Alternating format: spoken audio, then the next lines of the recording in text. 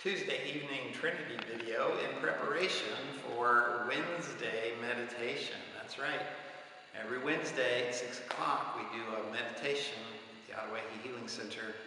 You can join in from wherever you are stuck in quarantine. Our meditation this week is on the energy of protection. Protection is a well-known energy. You probably experienced protection. But it has two parts, and probably you only use one part. Protection is like a raincoat or a shield. It's something that stands between you and trouble, and we all know about that, and we call on it, but we only call on it when we're in trouble. So it doesn't get exercised a lot, and because of that, we seldom learn about the second part. The second part of protection is more proactive. It's not just there to be a block between you and trouble, it's there to sniff out the trouble before it happens. That second part of protection is when you walk into a movie theater and you check to make sure you know where the exit is in case there's a fire. That proactive part of protection doesn't really get used, doesn't get exercised inside of you until you start calling on protection in places other than, oh my God, I'm in trouble here, somebody protect me from this bad thing that's happening. You gotta be in touch with the energy regularly and develop a relationship with it other than just in times of trouble. So I'm gonna give you, hopefully, an exercise, well, truthfully, it's more like just a posture, that's gonna help you become more friendly with protection. Begin to use it when you don't have that immediate need for it, and it will begin to activate that second part that looks ahead and scopes things out and puts you in a good place instead of just protecting you in the moment there is a bad thing happening. The gesture that I'm going to use is one that I learned many years ago. I was working in college as a security person at a concert venue. And the guy in charge of the security company was Nick Hughes. Nick Hughes was a mentor to me in a lot of ways.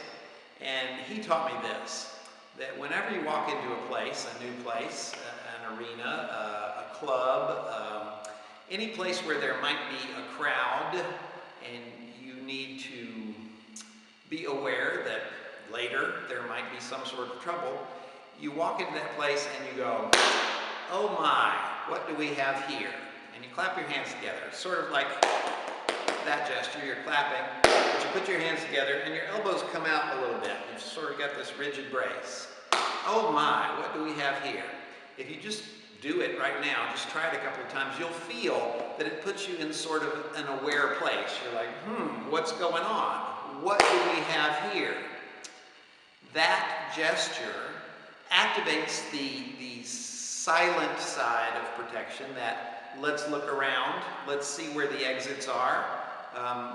If there is trouble in a locale that has crowds, you probably don't have to worry about crowds right now, but eventually you'll get out of quarantine and there'll be crowds around you at some point in your life. Crowds can be trouble. Crowds don't think like individual people think. Crowds are more like an animal. They just react. And if everybody came in the front door and a fire starts, everybody's going to try and get out that same way that they came in. That's all that they remember in times of crisis, the way they came in. You might have clapped your hands together and said, what do we have here? And you looked around and you said, there's a back exit, there's a window, there's a fire escape.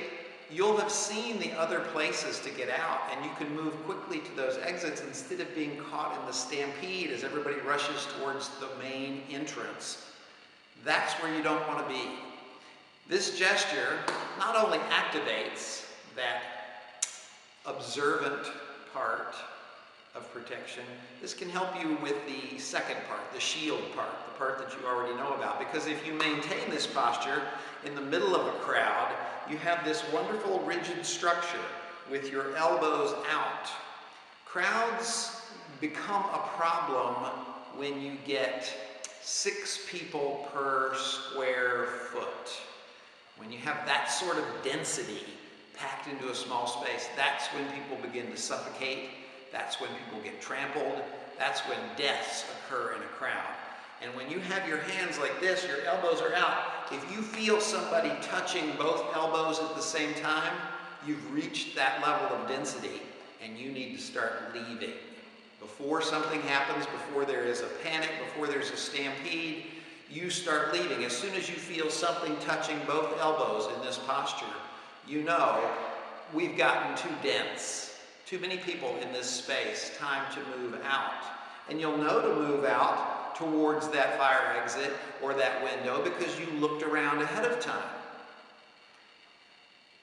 If none of that works and you still get caught in a panic situation and the crowd's pressing in on you, this will save your life.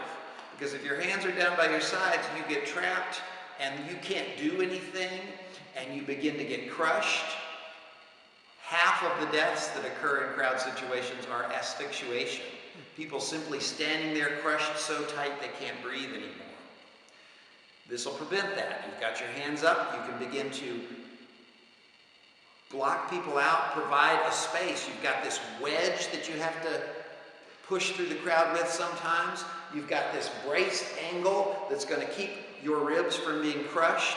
It's very effective in all levels of protection, not just in activating your observation, but also in protecting you as a shield in that moment when there is a panic and a stampede. The second most prevalent killer in stampedes is people losing their footing and being trampled. This keeps you on your feet too. You've got your hands up, you can grab at people's shoulders, you can keep yourself up. That is most important in any sort of crowd stampede. You have to stay on your feet. If you go down, you will get trampled. People will pile on top of you. It's like a domino effect. They're packed so tight, somebody falls down. Now there's a hole in the crowd. People fall into the hole and they fall down, and they fall on top of them, and they fall on top of them, and then there's a pile up and you're at the bottom. You don't want to do that. You want to stay on your feet at all costs. This helps you do that. Keeps your elbows up so that you can brace against people, grab shoulders if you need to stay up, brace yourself if you start to fall forward or backward. Perfectly positions you, whereas this can kill you. So clap your hands together, say, what have we here? Look around, and as things start to fill up, return to this posture. Keep your hands up like this while you're watching the concert or listening to the political rally speech or whatever it is that drew you into this crowd. Keep this posture. It doesn't look so weird. It just sounds like you're really paying attention. Look at you. You've got your hands together. You're rapt. You're really focused on what's going on.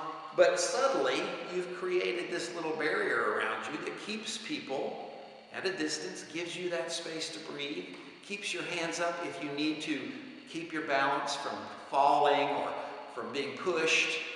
If you do get in a situation where you have to move out of the crowd, then treat it like a riptide. Don't resist the pull, because that'll just wear you out, but instead move with the crowd, but at an angle. Like, don't swim directly to the shore, swim at an angle. So if you have to move through the crowd, you can keep your balance without resisting, but now you've got this little wedge, and you can sort of push your way through at an angle and get to that fire exit or that window that you saw earlier. I hope some of this will help you at some point in your life. If you ever get in one of these situations, all of this will come back, but you need to use it at least once in a while to keep that memory fresh. Clap your hands together, say, what have we here? And you will start to feel protection. If you like this stuff, stay tuned for more Trinity videos.